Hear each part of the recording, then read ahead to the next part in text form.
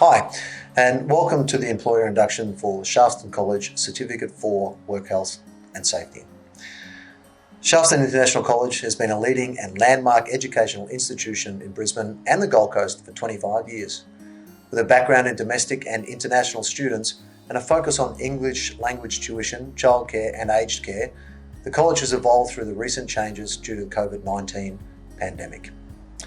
This new era has seen an introduction of courses such as the Certificate for in Work Health and Safety, Cert 4 in Business, and diploma level courses including ICT, Project Management and Business Leadership. The rollout of these new qualifications has been supported and strengthened by the federal government's boosting apprenticeship commencement scheme. This BAC wage subsidy was initiated to support sustained economic recovery through training to build sustainable pipeline of skilled workers. You or your business have enrolled one or more of your employees into the Certificate for in Workplace Health and Safety. The training for this qualification consists of 10 units of competency.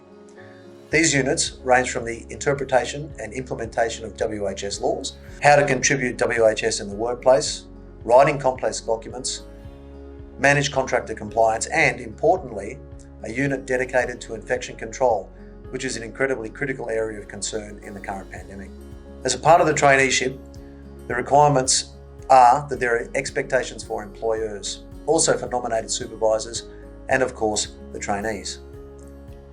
The obligations of the employer are fairly simple and include the following: ensuring that the ratio of supervisors to trainees is never more than 1 supervisor per 4 trainees, ensuring that the nominated supervisor for each trainee is the same as the nominated supervisor on the ERA documentation. The employer also needs to ensure the supervisor is aware of their responsibilities to the trainee, and ensuring that the Shafton College is informed of any and all changes as and when they occur. The supervisor's role is critical in the traineeship process. It's the role of the supervisor to give on-the-job opportunities for trainees to participate in the relevant activities and to allow for 2 to 4 hours per week of at-work study time.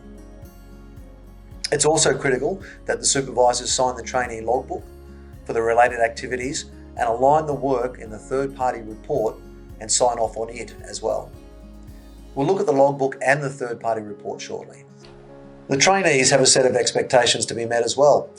The trainee is to follow the training plan as signed by all parties, to keep their logbook updated and request the supervisor to sign it, as well as check off on the third-party report. As the trainers have an obligation to conduct site visits every 3 or 4 months, the trainee is expected to participate in any and all activities as requested by the trainer, and to be prepared, based on prior notice of course, for any activity that the trainer may require of the trainee during their visit. When the trainee is logged onto the Cloud Assess webpage, they'll be able to see all the information required to complete each unit of their course. There are 6 main areas in the portal to assist the completion of each unit. There's a unit learner guide, and this is the foundation for information to complete the written assessments. There are progressive questions in the learner guide that, while not counted towards the final assessment, attribute towards the formative learning process. There's a knowledge assessment. This is a written assessment, usually made up of short answer questions and forms the basis of the summative assessment. To go hand in hand with this, there is a practical assessment. This could be better named as an assessment of application. This is where the trainee will apply the principles of the unit based on real-world scenarios. The other 3 areas in the Cloud Assess include the unit resources, where the trainer will be able to upload any applicable documentation, any links or any tips or tricks to help the trainees to complete their work.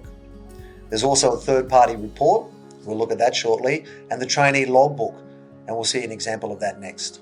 The third-party report is a report to be signed off by the supervisor on behalf of the trainee. It's a very specific document and outlines where the unit transfers into real-world skills. It's important when looking at this document for the supervisor to be in contact with the trainer to help to contextualise the information so that it fits the unit. The training record book is like a diary of work that is done on the course by the trainee during the traineeship. Anytime a trainee touches on the computer to do any of the online work, it should be recorded in the training logbook. If there are any work-related activities that are undertaken as well, they can be recorded in the logbook, as will any site visits that will be conducted by the trainers, probably once a quarter, to ensure that the trainee is receiving the maximum benefit from their training. There is a level of ongoing support that Shaftston will supply to the trainees through their traineeship. Our trainers are available via email or by phone call. We will also be offering web-based question and answer sessions that will be nominated by email to the trainees. These will be at different times on different days to allow for different shifts.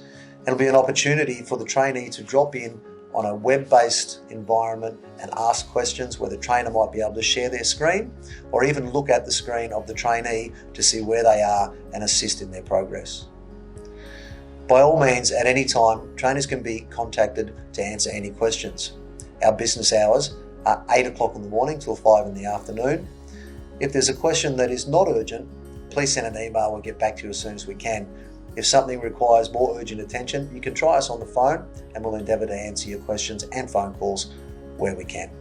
At the end of this presentation, you'll see the contact information for our training team.